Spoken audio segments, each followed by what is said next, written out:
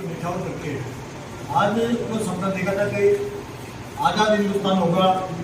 हमारे लोगों का संविधान होगा, हमारे लोग राज करेंगे और जनता के द्वारा इतने जनप्रतिनिधि देश की रक्षा के लिए, देश के विकास के लिए काम करेंगे। लेकिन जो डॉक्टर भीमराव अम्बेडकर ने जो संविधान लिखा और जो 70 साल से जो देश जिस सरकार के द्वारा चलाया जा रहा था, आज उस संविधान को ताक पर रख के और जिस प्रकार से हिटलर साइड सरकार वर्तमान में चल रही है, लोकतंत्र का मतलब ये होता है कि जनता के द्वारा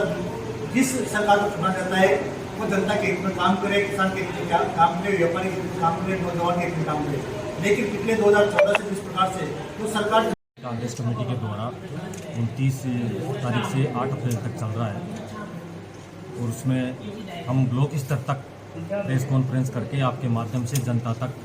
जो लोकतंत्र का हनन हो रहा है, एक व्यवस्थापूर्ण कार्रवाई हमारे राहुल जी के खिलाफ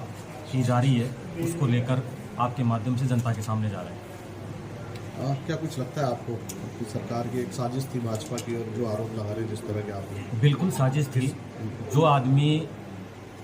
कोलार कर्नाटक में 2019 में जो एक भाषण दिया गया था, राजनीतिक मंच पर एक भाषण दिया गया था, उस मंच पर नीरव मोदी, मेहुल चोकसी, ललित मोदी और नरेंद्र मोदी जी के बारे में जो राहुल गांधी जी ने एक राजनीतिक भाषण दिया था, उस राजनीतिक भाषण के एक साल बाद में गुजरात में एक पूर्णेश मोदी नामक विधायक है भारतीय जनता पार्टी का, वो सूरत में केस करता है। केस के बाद में उसमें कार्रवाई होती है, राहुल जी को सम्मन जाता है, राहुल जी उस कोर्ट में उपस्थित होते हैं। उसके बाद में वही जो शिकायत करता है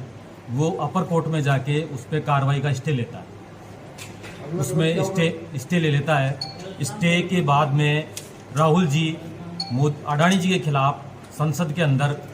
कुछ बातें कहते हैं कि आपका और अडानी जी का क्या रिश्ता है। मोदी जी उनके बारे में जो उसके प्लेन में, अडानी के प्लेन में मोदी जी साथ में गए थे, ऑस्ट्रेलिया उनको ले गए, बंगाल उनको ले गए, बांग्लादेश ले गए और श्रीलंका ले गए। वहाँ उनको जो सौदे दिलवाए, SBI बैंक के डायरेक्टर उनके साथ गए, वो जो व्यापारिक उनको सुविधाएं दिलवाई बाहर विदेशों से, उनको लेके राहुल गांधी जी ने जो प्रसन्न करना चाह रहे थे, जो बात उन्होंने संसद में रखी, उन बातों को के बाद में अचानक से उस शिकायतकर्ता हाई कोर्ट से वो वापस लेता है अपनी शिकायत और मुश्किल से 1 महीने के अंदर अंदर फैसला आता है। उस फैसले में उनको मैक्सिमम सज़ा होती है, जबकि लॉ का एक नियम है कि